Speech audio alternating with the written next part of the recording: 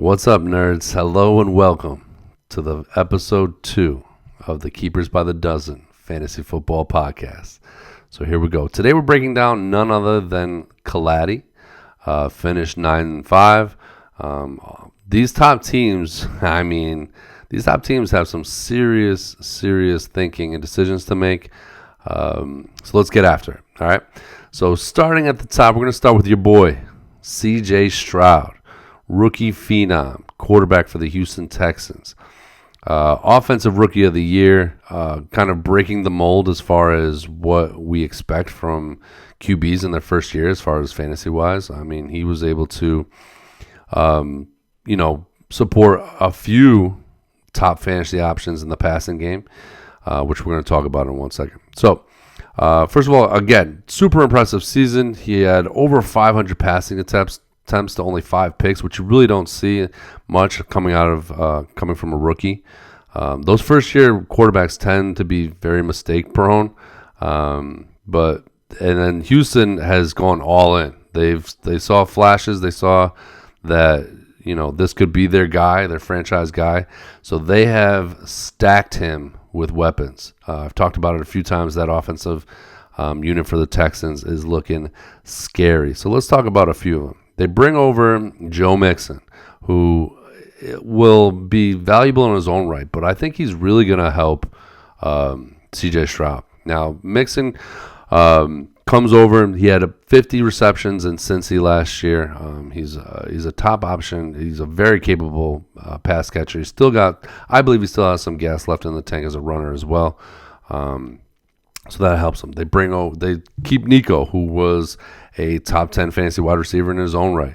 They bring over Diggs from Buffalo, which now Diggs isn't I wouldn't consider Diggs an elite option anymore. You saw signs that he was starting to fall off towards the end of last year. Now, was that the scheme? Was that him just not being happy in Buffalo anymore? You're going to have to kind of decide, whoever has Diggs, on what you believe about Diggs. But he for sure helps C.J. Stroud as another weapon in the passing game. You have fellow rookie Tank Dell. Tank Dell was on a 17-game pace of 14 fantasy points per game, which would have been good for the 10th most among wide receivers. So he's another solid fantasy option here for C.J. Stroud. And let's not forget Dalton Schultz. You're welcome. Came over from Dallas. Very capable tight end in the passing game. He also finished as a tight end 1. So C.J. Stroud was able to support already a couple of top fantasy options. Coming into his second year, you expect from what you've seen from him for him to take a step forward.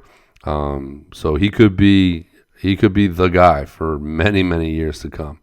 Now let's talk about another gentleman on your roster. We'll call him a man.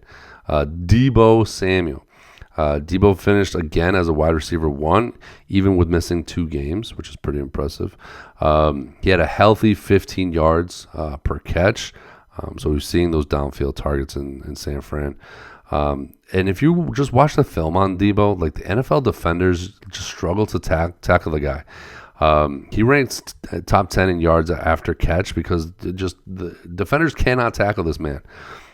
He's such an offensive weapon. San Fran uses him in the run game as well. He saw 37 rushing attempts and scored 5 times on the ground. Kyle Shanahan's not stupid. He's going to put his best players in positions to score and help that team win. San Fran has so many good offensive options that they use Deebo all over the place. And we'll use him in the run game when needed. I mean, for a wide receiver to score 5 touchdowns on the ground is absurd. So Deebo is just, definitely a guy if you're tagging Stroud, which it seems like you might be, Deebo definitely has to go into your keeper pool. Isaiah Pacheco, next guy on our list here. Pacheco and the Chiefs. Now, the Chiefs running back situation has been one where you kind of wanted to avoid in the past just because Mahomes got everything. Mahomes would just throw the ball every single play, it seemed like. They didn't have any balance to their offense. Last year in 2023, the Chiefs became more balanced. They bulked up that defense. That defense is a legit unit. And they've kind of taken the onus off of Patrick Mahomes a little bit and become a more balanced team, which benefited Pacheco. Pacheco runs angry, by the way, too. But he saw a big boost in the receiving opportunities. He saw 50 targets, which you love to see. Like if you want a top option at the running back position, if they're not like a workhorse back, they need to get work in the passing game, which he did. He went from 50. He went from 14 his rookie season, and then his second year he had 50, which is a big boost and a great sign. He's firmly locked in as their number one, I believe. Now, if they kind of draft a running back in this upcoming draft next week, then our thoughts about Pacheco will definitely change. But right now, if they don't do anything in the draft, like Pacheco is locked in as their guy. I expect more of the same from the Chiefs next year. They won a Super Bowl, so keep that defensive unit to remain balanced. Pacheco is going to be a great, solid RB. Probably a fringe RB1 to a high-end RB2, I would say, going into 2024 if I had to project it. Next man on your list, probably near and dear to your heart as a Bears fans, DJ Moore. Now, DJ Moore finished number 6 in half PPR, but it was really like boom bust for DJ Moore. 60% of his fantasy points came in just 5 games. Like there was games where he absolutely went banana sandwich and won you a week. Like there was one game he had like 45 points or something like that. It was just like four tutties, 4 or 5 tutties. Like it was just ridiculous. Excuse me.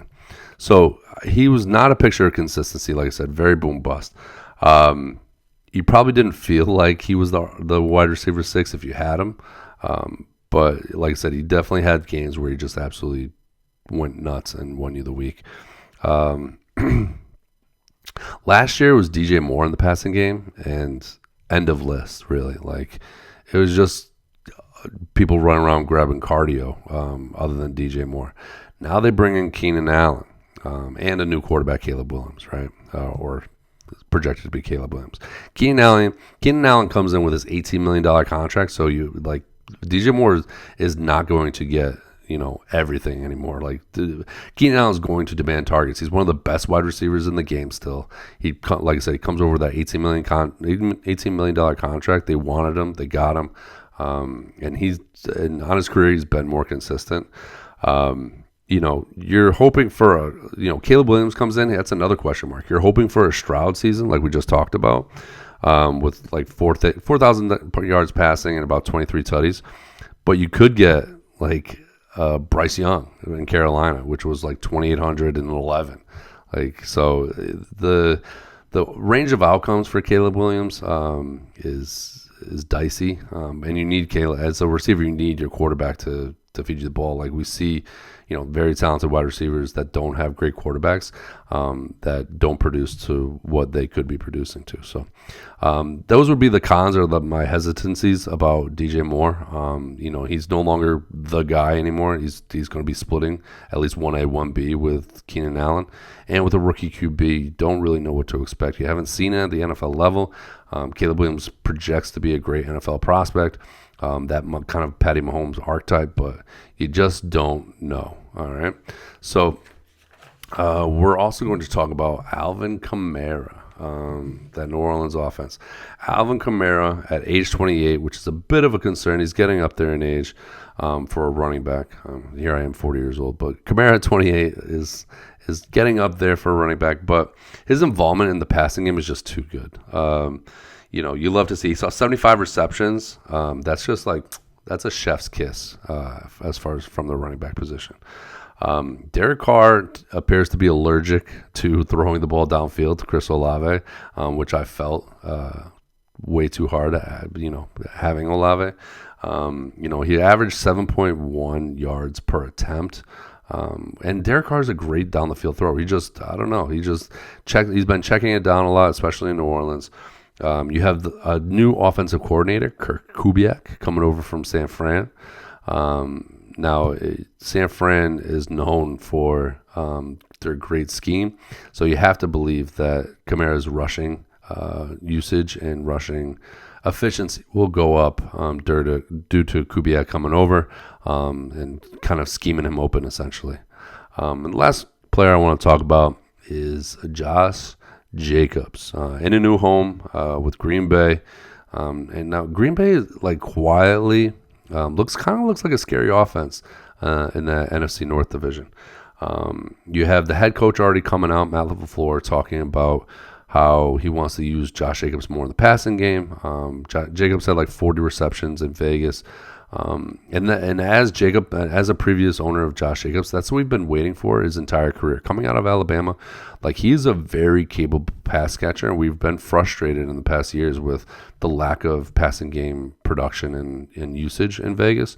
But it's good to see that. I mean, it could be just coach speak, but it's good to see that LaFleur is coming out already and kind of hyping up Josh Jacobs and his pass catching prowess. So TBD on that. So you got some decisions to make. Like I said, it seems like you're going to tag Stroud, which I'm not mad at. Then you got Debo. You can throw in the pool. Pacheco, DJ Moore, which is risky. Kamara and Jacobs. Now, if it were me, I would definitely throw Debo in there if you're tagging Stroud.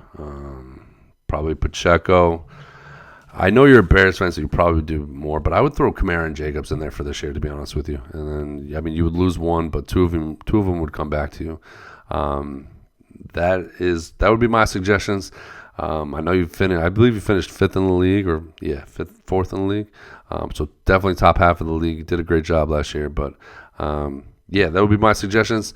And hopefully you enjoyed. Like, comment, subscribe, and keep watching, keep winning.